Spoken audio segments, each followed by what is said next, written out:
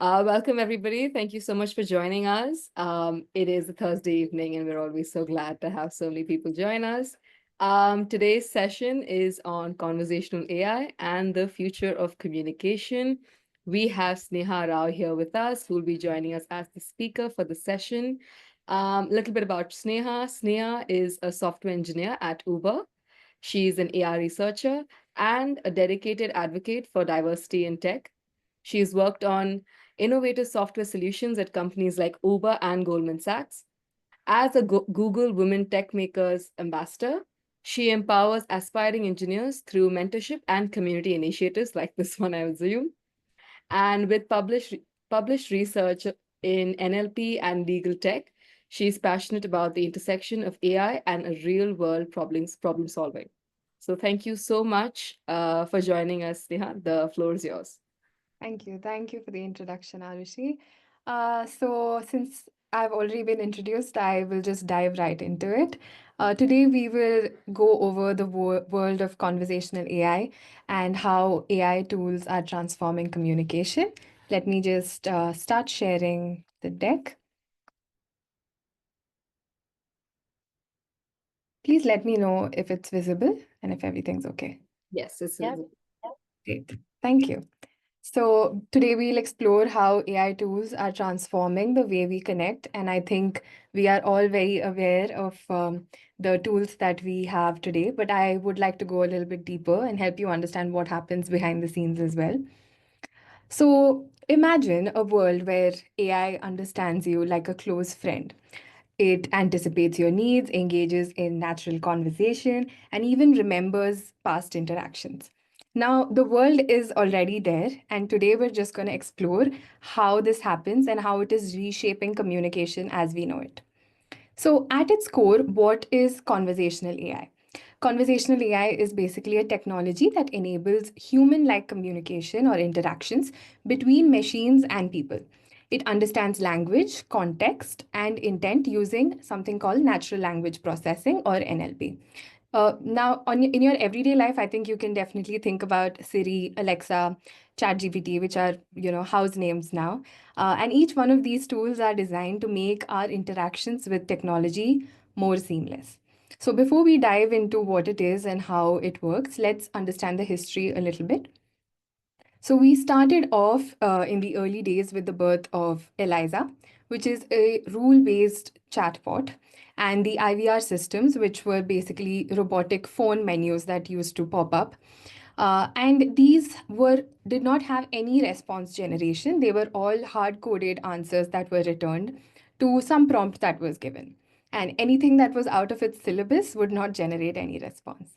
Then in the early 2010s, we had Siri, Alexa, Google Assistant, which brought about the voice recognition that we use every day. Here we could start setting our alarms on our phones without clicking any buttons. We could call our friends using a voice command and more. And when we fast forward to today, we have emotionally aware AI, we have ChatGPT, we have hyper personalized AI voices, and machines that have never sounded more human than we've ever experienced before. And I'm sure it only gets better in the future. So now I will go into what happens before your chatbot responds. Now we all use GPT and other AI tools, but what happens while you are talking to this bot, right? So the first thing that happens is that it understands the input that you give it. Whether it is text, speech, voice, or any other data, it processes it, understands it in a language that it is familiar with, and then it moves on to intent detection and NLP. So the AI basically deciphers what you're asking based on its past training and on the learnings that it has had. And the third stage is the response generation when it crafts a natural but coherent response tailored to your requests. So here what we see is that the more detailed your prompt is, the more information you give it, the more accurate the response ends up being. And the last option, the last stage is basically the continuous learning part, where AI learns from user interactions to improve over time, and your feedback improves its accuracy. Now, I don't know how many of you have noticed it and how many of you use it as much as I do, but I use ChatGPT almost every day. and it probably knows me more than I do at this point. And I've noticed that over the time, over a few months, it has gotten better as and when I give it feedback. So before, if it gave me a very generic response, it knows right now what kind of response I expect. And so it just gives me a very tailored response based on the previous conversations that we've had, which is a great progress already. Another example for intent detection, which is where most people get confused, so I'm elaborating a little bit more, is, for example, if I say, to an AI model, order me a pizza. The AI basically determines that I'm making first a food-based request. Then it may pull some data based on past orders or orders that I have cancelled.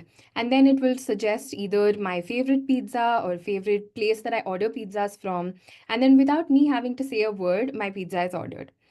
So that is an amazing thing that has happened for us, I think. And let's see how this has sort of entered different industries. Uh, Apart from, just ordering a pizza, I think AI is capable of doing a lot more. So the first area where I've seen, or where we've seen a lot of progress, is in healthcare, where AI now assists in disease diagnosis. It conducts personalized treatment plans, drug discovery, and it can also, help with appointment scheduling and more. This is especially helpful if you think about times when we were, like, for example, during the COVID times, where we couldn't go to the doctors for regular issues, like if someone had a heart attack or some, small problem, even like infection or something like that, they weren't able to visit the doctor and get their treatment. In these situations, an AI assistant would be great because we can just go and, ask our questions, get a treatment plan, and then start the course before we see an actual doctor. So that is great progress as well. And another area we can see is shopping and recommendations, where AI suggests your next favorite product using product descriptions, past orders, orders that you've exchanged, returned, any data related to it. And it kind of becomes your personalized stylist. It understands your style and then recommends items based on that. And the third one is workplace productivity. And this is very close to my heart because I use AI during my work a lot. First thing that it does is I think it helps you summarize meetings. I think we see an AI in our own chat today in Zoom, right? For the meeting notes. So I think that's in live action we can see. And apart from that, drafting emails, setting reminders, all of this is seen. But I think what's very interesting is something that is up and coming is niche specific models that are being created. So, for example, if Uber decided to use ChatGPT, which is a generic external platform for us, to integrate into our own system to help employees maybe code better or understand the company more, it won't be able to do that because a lot of our data is proprietary and we cannot put it out there on an external platform. So what Uber does do is it has created its own chatbot, which is sort of an extension of ChatGPT, but is trained specifically on company data. And this is a small model. It is not a large model that takes a lot of time to train. And what happens is that it is specific to Uber and only answers questions related to the company's data. And this has been very helpful because one, I am not now able to learn more about the company at the tip of my fingers. I can debug issues sometimes, even when there is like an urgent issue that pops up, and it allows for less support during onboarding of new members, and also allows me to explore beyond my role. If I want to say explore product management or data engineering, it's at the tip of my fingers. I can just go look it up on my AI assistant and it will tell me. This has increased work efficiency, lesser time taken to complete tasks because dependencies on my seniors have reduced. Earlier, for every little issue that I had faced as a fresher, I would have to reach out to a senior, but now the basic issues are covered. And only and when if I have a very specific topic that may not have come through an AI or is not available, the documentation is not available, then I would go to, help from my seniors.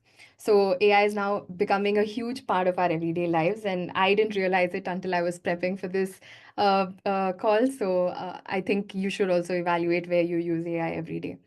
And the last two are, I think, customer support and personal AI assistant. Customer support being that chatbots are now, providing automated customer support and assistant in various industries. A lot of companies like Swiggy, Zomato now use AI bots to provide customer support. And apart from that, we also have personal AI assistants where AI is handling phone calls, daily tasks such as ordering groceries or running errands. And it all happens very smoothly now. So that is a great place to be at already. Now, although we've seen the different areas, there are certain tools I think that really stood out to me. And those three are Notebook LM, ChatGPT, Voice Assistant, and something called Character.ai. So we'll dive deep into it. I would like to do a demo for each one of them so that I can show you in real time how it works. So the first one is Notebook LM, and this one actually blew my mind when I first tried it. It's a AI-powered research assistant by Google, and it helps users summarize, analyze, or generate insights on any document for that matter. So I'll just show you how it works. This is a very powerful tool for research because when I worked on research projects, I spent hours reading tech heavy papers for literature reviews and to understand the current research. And there were times when I still wouldn't understand this tool, but this AI has now solved this problem. So essentially, what you can do is say create a new page and you can upload any document, whether it's from Drive, whether it's Google Slides, if it's a presentation, website, YouTube, even copied text, and you can upload it. So here now I will upload my own paper, which is legal sentence boundary detection. I'll give you a small brief about my paper so you understand it better. It's a sentence boundary detection in legal documents. So there are already models that detect end of sentences for regular English documents. But what happens with legal text is that it does not follow the same rules like grammar rules as regular English.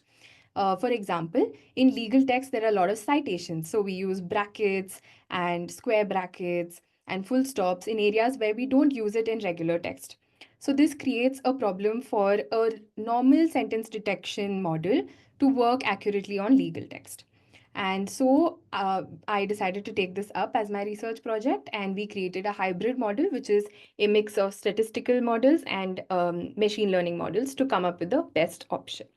Right? So I will just upload it. This is just a demo. So you can upload your paper and then it will sort of generate the conversation for you. But this takes some time. So I'm just going to show you the one that I've already created and we can go into it. So what the tool does is it takes the data that you've given it, the paper presentation, and it converts it into a podcast like format. So you can listen to the podcast whenever you want. The audio is actually shareable. You can share it on WhatsApp, or you can just save it on your device and listen to it while you're traveling to work. And you can even stop them mid conversation while the two podcasters are talking and ask them a question. So if they're talking, you don't understand something, you can just pause and join in the conversation and ask them a question and they will answer your question. And I think that's completely mind blowing, but you won't understand it until I show it. So I'm just going to demo. It just may take a minute. Just give me a minute. Can you see the tool? Can someone confirm if the tool is visible? You see the tool, yes. Okay, cool. So I'll just start the recording. It will summarize the paper clearly. And mid conversation, I will join in and ask it a question to see how it responds. Have you ever stared at like a super dense document, something like a legal contract, and just thought, whoa, how do I even start to make sense of this? Yeah. It's a lot like trying to pick apart the individual threads in this really tightly woven tapestry, right? And we've been looking at some really cool stuff you sent in about using AI, artificial intelligence, to do just that, to tackle understanding legal documents. Yeah, that's a really good analogy. And the heart of this challenge, the one you were particularly interested in, it seems pretty simple at first, like getting a computer to reliably figure out where one sentence ends and the next one begins in, legal text. Right. I mean, we see. Okay, so first thing that I'd like to point out is if you haven't noticed, they talk exactly like humans with filler words, spaces, gaps. So it feels like you're actually listening to some podcasters sit and talk in a setup. So this is already mind-blowing, and I absolutely had the best time when I first saw this. But what's even better is I can join in the conversation. So you just click on interactive mode, you start it. Have you ever stared at like, oh, wait, someone wants to join? Hey, go for it. Hey, so I just wanted to ask a question. How do you think legal text is different from regular text? What are the challenges that we're tackling here? That's a fantastic question. It really gets to the heart of why this is such an interesting area. Absolutely. And the research paper we're looking at touches on this right at the beginning. Okay, let's unpack this. Legal text, as they point out, isn't your everyday reading material. What's fascinating here is the structure. Legal sentences can be incredibly long and complex, sometimes going on for hundreds of words. Right, you might have multiple clauses all packed into one sentence. It's like they're trying to be as precise as humanly possible, but it can make it really dense. And then if we connect this to the bigger picture, think about the purpose of legal writing. It needs to be unambiguous and cover all potential scenarios. Exactly. So you get a Okay, in the interest of time, I'm just going to stop it there, but all of the links are in the deck, and you can go and explore it yourself. But I just want to help everyone understand that we've reached a point where education can be very, very simple, and it can be so personalized, and you can get exactly what you want with tools like this. And I will move on to the next tool that I'm looking at, but this is a great one, and I think it's my favorite. So please go and take a look at it. The second one is ChatGPT Voice Assistant, and this is something that we all know and use. But something that I recently recognized is that when I downloaded it on my phone, it had different voices and accents that I could choose from. And that was amazing because, for example, my mom uses AI. I mean, I downloaded it for her, but she doesn't understand a lot of it if it is in, say, an American accent or a British accent, which is usually what the regular, say, Siri or Alexa talk in. But now we have the option to talk to someone who has an Indian accent or any other accent for that matter. And that was just, and even moods. I think you can choose between someone who has an upbeat voice or someone who has a calm, relaxing voice. And I'll just show you what I tried. And this was really, really helpful. And I think such a great tool to have. Hey, I'm ready to hit the ground running. So if there's anything you'd like me to focus on first, just let me know. Hello, it's lovely to meet you. If there's anything you need, please don't hesitate to let me know. I'm here to help. Hi, glad to meet you. I think we're going to do great work together. Where shall we start? Hey there, I've got a really great feeling about. So you can see that they have so many more. You can go and take a look for sure. But Juniper seems to be open and upbeat, and so I chose her. And we ended up having a mock interview. And this was such a great experience because all my time at university, I had to chase down seniors. I had to ask my friends to do mock interviews with me while I was preparing. And as much as my friends tried to help me and my seniors tried to help me, everyone has their own schedules. So to have an AI who does that for you at your convenience is such a great thing to have. And I'll just show you how great it is because not only does it do the mock interview with you by asking you the right questions for the topic that you're looking to prepare for, but it also refines your answer after you give the answer to it. And you can see I've just done one question with it in the interest of time, but you can try it out yourself and give it a prompt similar to what I have. I'll just play the video. Hey, GPT. Hey there, how's it going? Good. I have a behavioral interview coming up for a software engineering role. Could you do a mock interview with me to help me prepare for it? Of course, I'd love to help you prepare. Let's get started. I'll ask you a common behavioral interview question. Can you tell me about a time when you faced a challenging project at work and how you handled it? Okay, so while I was working on an important project, we realized that the deadline had been pushed forward because it was an immediate task that had to be completed, and we had gotten intel from leadership that it had to be completed quicker than we had expected. So during this time, I knew that I wouldn't be able to do everything by myself.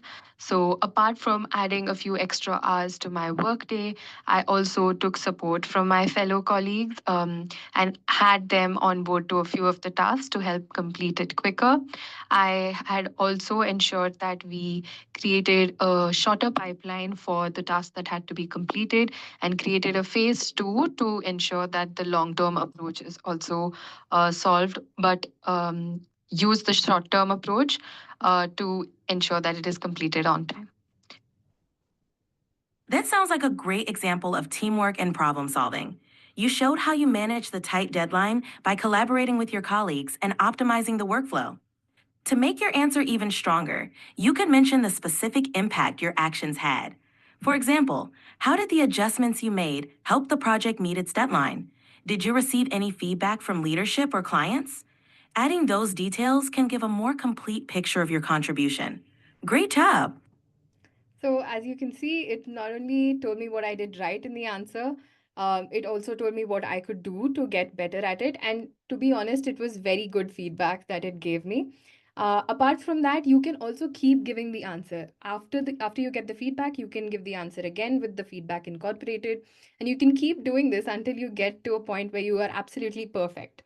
So this is not something that you can do with a mentor or even a senior or a friend, because it's not feasible to do this for a long period of time. But if you're looking to improve your communication skills, soft skills, to help you get over anxiety over doing a interview, I think this is a great tool and can be explored more. Please go ahead and do that when you're free.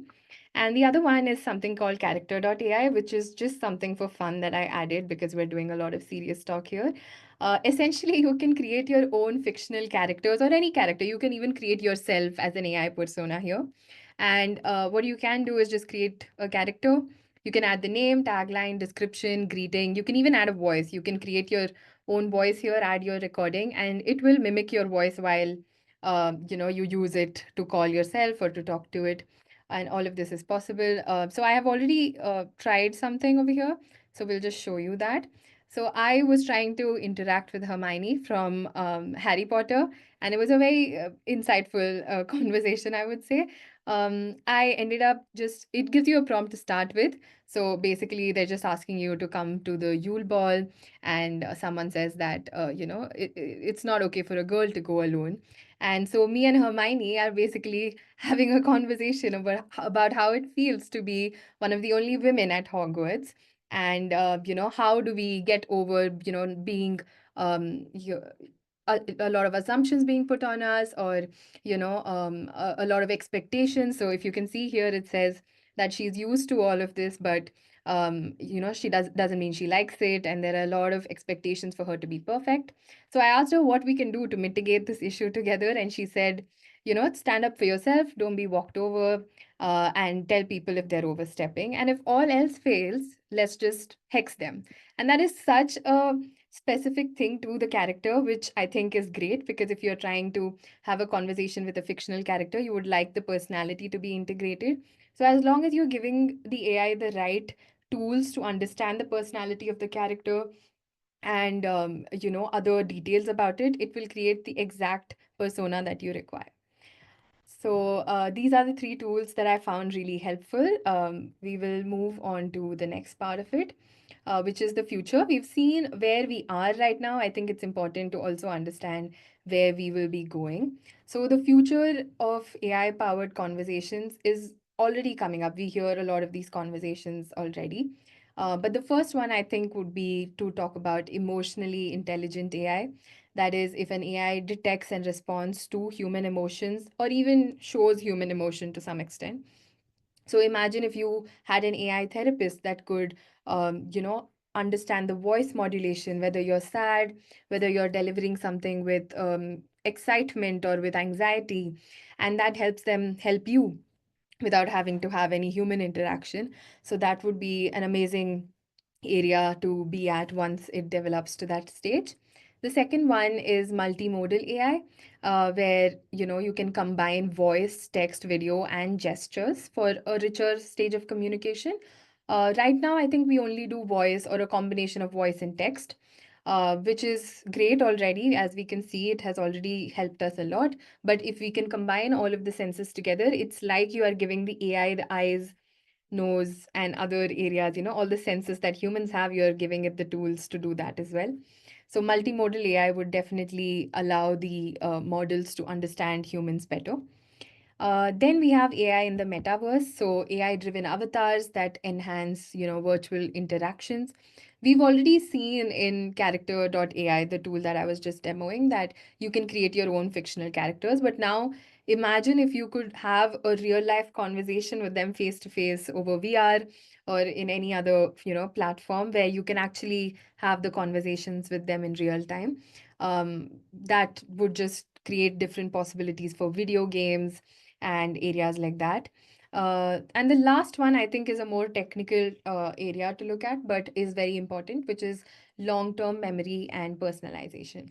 So, AI that remembers past conversations to offer you a more tailored experience. Right now, what happens is it remembers it to some extent. Maybe, let's say, for example, 2 or 3 conversations will be remembered, but to have long-term context would help it understand you better as a person, and over time as well give you more tailored responses, and that would help with understanding humans better. It could also help you create your own assistant where you don't have to give it a lot of information, but it remembers and uses that in the future.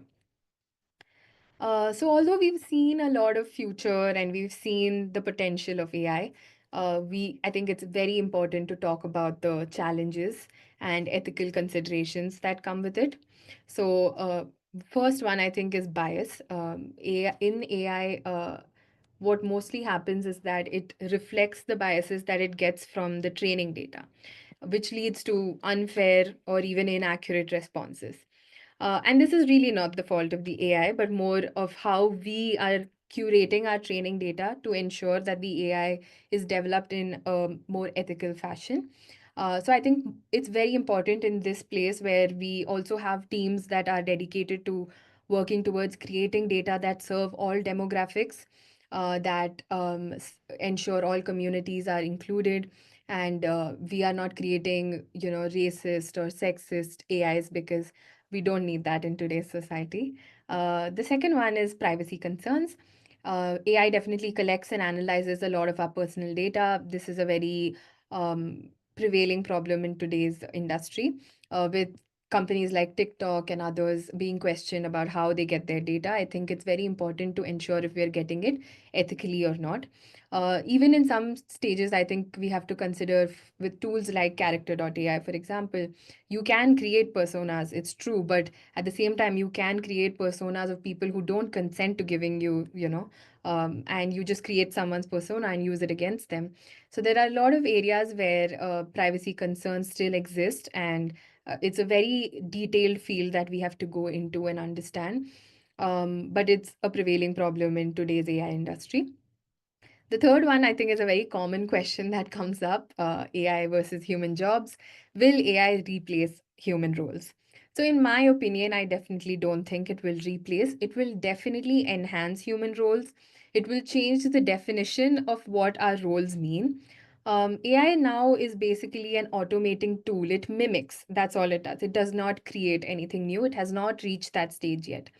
But even in the future, I think humans will always hold their value. AI might automate the task, might take away the basic level one issues or bugs that come up, especially if I talk in terms of engineering.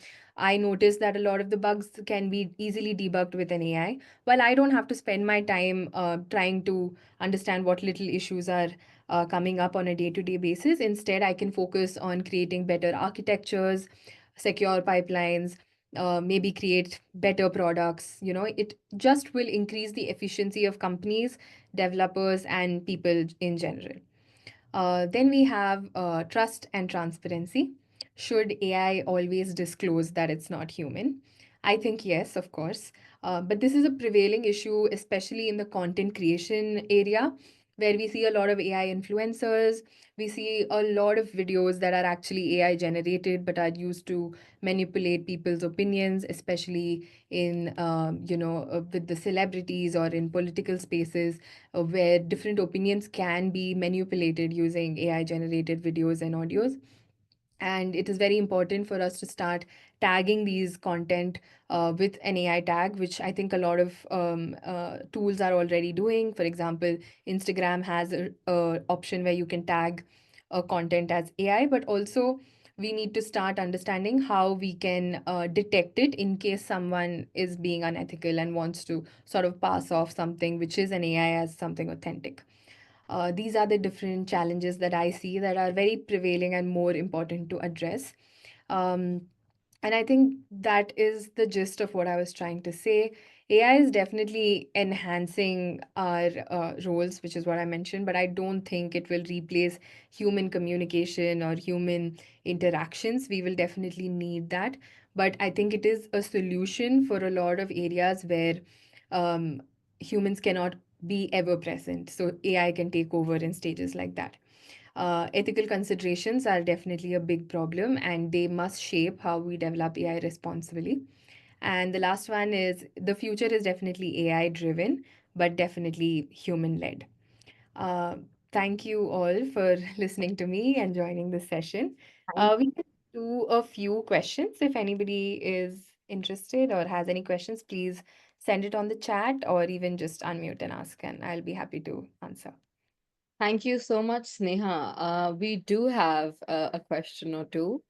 One I think you answered also on privacy. But just to sort of double check the answer. One is she's saying, I'd love to know Sneha's opinion on data privacy and security with respect to our voice being shared.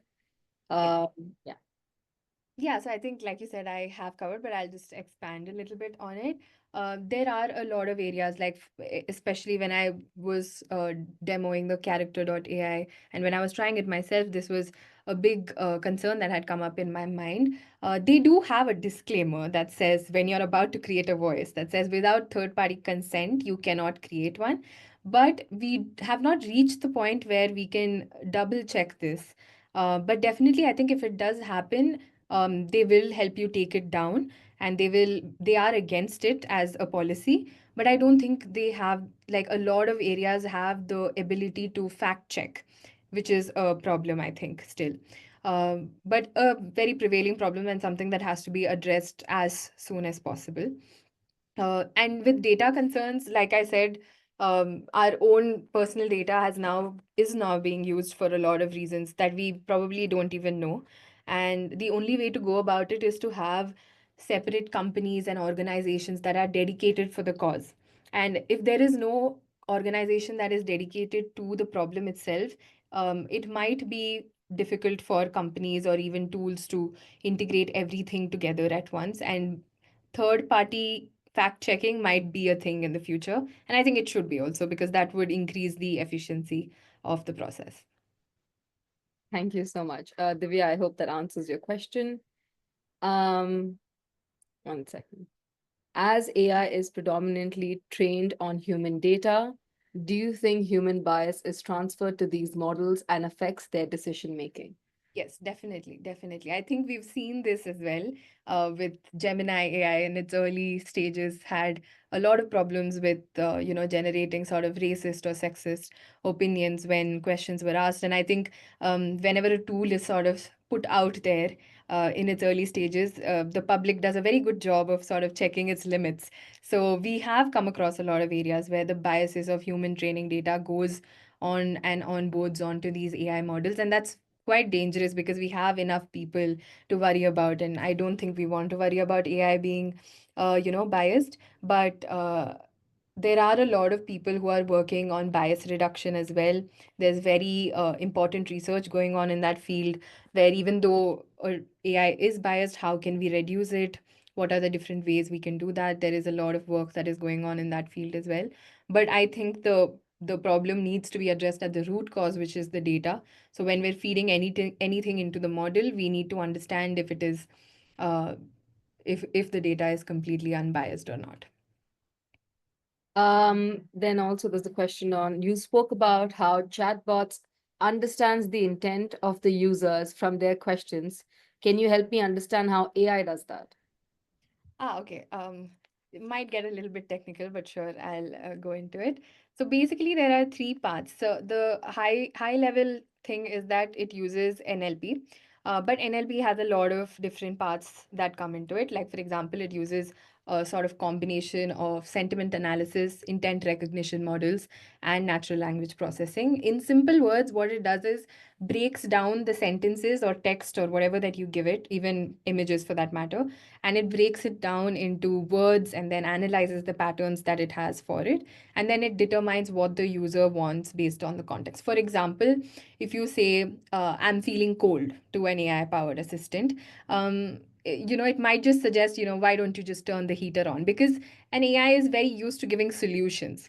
But if you train a model continuously on data that only allows it to acknowledge and be sort of like a supportive partner, then it might say, oh, I acknowledge and I'm so sorry you feel like that. Do you want me to give you any, options? But a regular, like say, ChatGPT might just say, oh, switch on the heater. These are the different things that you can do. Put on a blanket. It might just be very solution driven. So the context is important. Again, comes down to the data that it's trained on, the user input and feedback that it gets over time. But yeah, that's how it happens. If you are interested in going into it in detail, it might take some more time, but you can definitely go and look up sentiment analysis and you will understand how that happens. Great. One more question. It was mentioned that the future for conversational AI is training small models for niche industries. What do you think will be the challenges acquiring data for these industries? Oh, that's a good one. Yeah, so I think one example that I can give is the legal text that I was working on. So we have a lot of legal data that is from the US, but there are very less documents available on Indian legal text or cases that are catered specifically towards Indians. And when I was working on this project, I had noticed that when I was trying to train the model on, like, test the model over Indian text legal documents, it did not perform as well in the beginning because Indian text has very colloquial language as well. Like, I don't remember at the top of my head, but there were some words that are specific to, say, Indian English and not English in general, right? And those words were not recognized. The punctuation was not recognized. So yes, this is a big problem that happens. But what we had done is, as part of our paper, we had reached out to a friend who had some connections with the Indian justice system, and we had brought about a data set for Indian legal documents. And the model that I had published was also onboarded, like trained on data that had Indian legal text as well. So it's a matter of taking the initiative, I think, and also, like I said, ethical considerations do come into play. So you have to choose data and make sure, as an engineer or a researcher, that you are sourcing it ethically, and at the same time take the initiative to do it in areas that the data does not exist. Great. I think those are all for questions. There are a few people who would like to connect with you for their NLP research. So if you'd like to, we can put your LinkedIn in the chat. Yes, that would be helpful. You can put my socials Yes. on the chat. Yeah. Let's do that. And thank you so much, Sneha. This has been so, so lovely and very enlightening, in fact. We'd like to take a picture with everybody. So, Sneha, if you could stop sharing your screen, and then we could all just quickly second. If people who can put on their camera, I would request people to please put on their camera.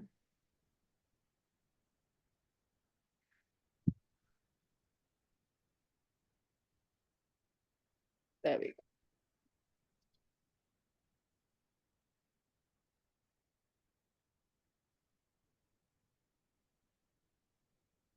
Thank you so much to everyone who's joined. I know this has been a work day, but I think this is a very interesting session. So thank you so much, Sneha. And I've put her social media in the chat, by the way.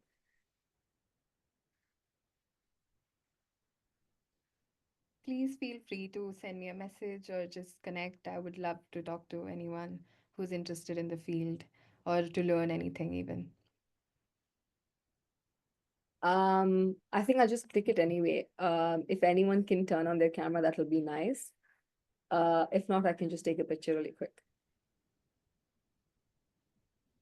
I think a few of them turned it on and then turned it off. And off. Yeah, my bad.